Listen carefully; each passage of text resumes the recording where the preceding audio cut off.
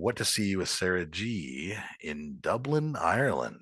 Like Adam had mentioned, I've been doing a lot of traveling in the past month. Not only was I in Romania, but I was in Ireland. And you know what? Let's just talk about my travels. So this week, let's explore Dublin, Ireland. Dublin is a city known for its pub culture and obviously a Guinness or two. And I do have to say, actually, Guinness tastes better in Ireland. I don't know if it's the water, but I'm not really a beer drinker or a Guinness type of girl. I drink it on St. Patrick's Day, That but sounds like people who say that pizza and bagels taste better in New York. maybe they fucking do. I don't know. Okay. Do they? Well, Well, I'm just saying. I think it tastes better in Ireland. But okay. Besides that, let's talk about what to do and where to stay when you're in Dublin. From what I experienced, the dining out and just tickets to events and things like that are actually pretty reasonable, but the hotel accommodations were more expensive than I expected. So, if you're trying to save some money, you can choose the hostel approach or find a cost effective Airbnb. But I didn't really find a lot of good options, and I'm not really a hostel type of gal. So, I went the hotel route, and I suggest looking at hotels if you're in the hotel chain vibe to look at the Dean or Zanzibar Locke or Trinity City Hotel. All are located in really good areas and they were nice. Now, for what to do, I kind of stumbled on Dublin Castle, and I think it's a must when you visit Dublin. You get a great perspective of the history of the city, and it was just a nice tour. So I found out from the tour that the city was founded by Vikings in 841 AD and originates from the name Black Pool or Dubh Linn. So that's where Dublin gets its name. Definitely opt for the guided tour and pay a few extra dollars. You'll get access to a pretty historic cathedral that's closed off, and you'll just learn more about Ireland's history. Like, fun fact, did you know, Adam, that the symbol of Ireland is the Irish harp, and Guinness has that in their logo, but they had it in their logo first.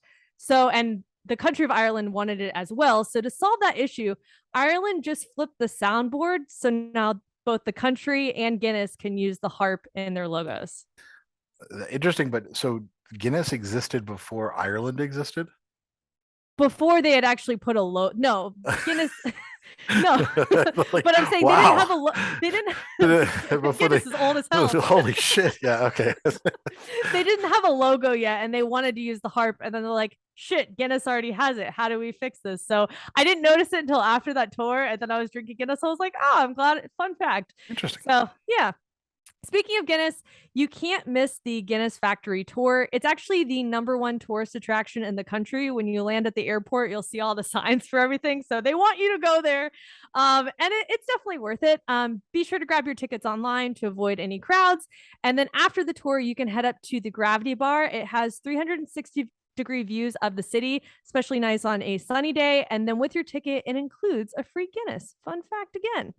Dublin is actually pretty walkable, so you really can't go wrong walking down the streets and enjoying the architecture.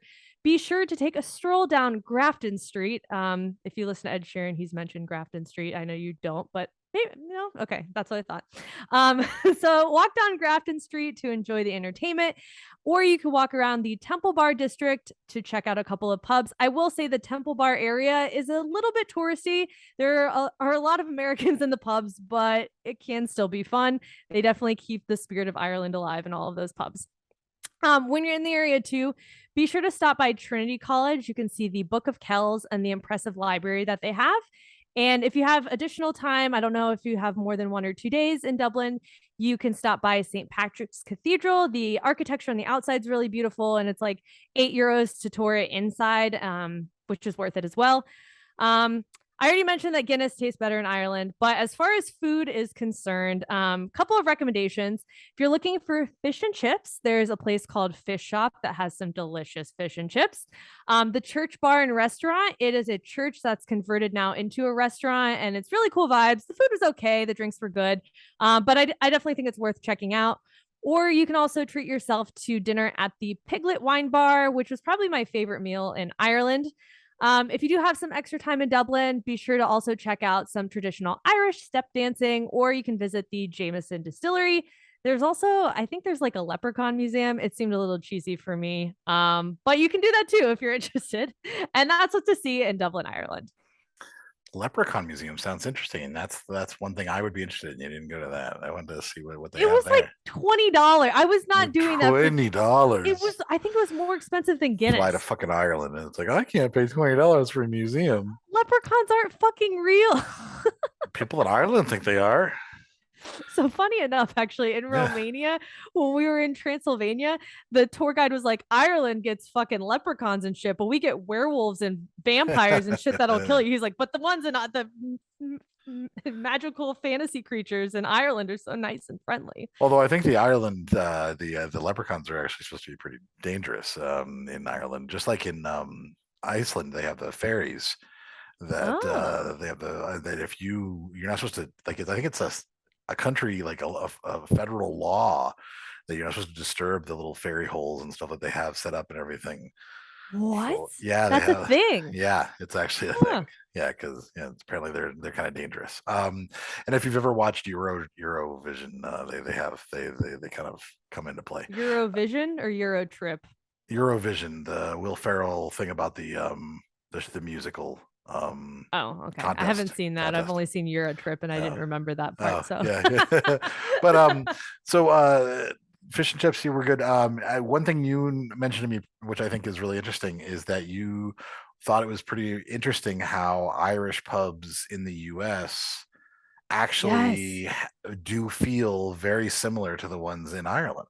We do like America does a really good job of copy and pasting the Irish bars into the US. And so it was weird to me because I really like to feel the culture of a new country and everything. And Right. I literally caught myself going, this feels like that Irish bar in Orlando. This feels like that Irish bar that I've been to. It was very weird.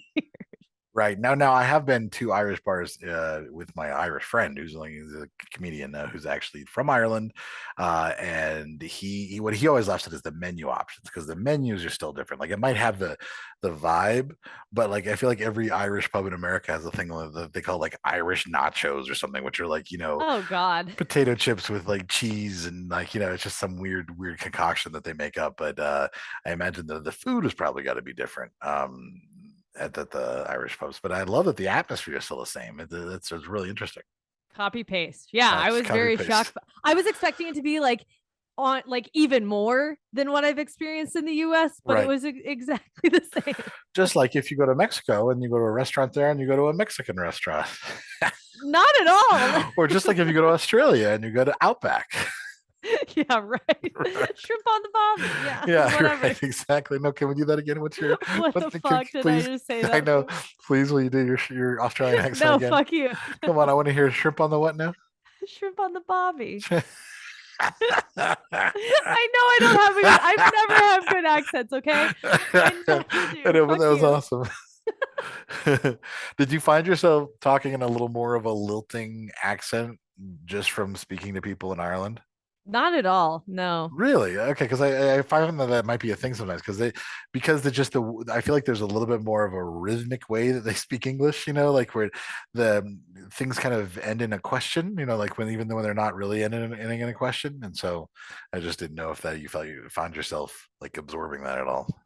No, honestly, like I liked Ireland, but I don't know to be real. I don't know if I would go back because it was just so similar to what I like have Right. experienced back in the US. So I'm like, I mean, it was beautiful and I appreciate the trip, but I'm like, I feel the same way about the UK too. Which Like, is for me the opposite. Like I'd want to go somewhere where I feel comfortable and familiar automatically. And I'd be like, yeah. oh, that's a bar. I can go in there. Like, oh, this is food that I recognize. Like those things would like be, but you like to I like the experience very weird different shit. culture. You're Yeah. like, what the fuck did I just eat and order? I don't even know. It's kind Like, of fun for me versus like I know what I'm gonna get when I order again. You know what I mean? When I right. order a Guinness or fish and chips or whatever. Well, maybe if you checked out the Leprechaun Museum, your opinion would have changed. You're right. That was You a never fuck up know. on my part. Yeah.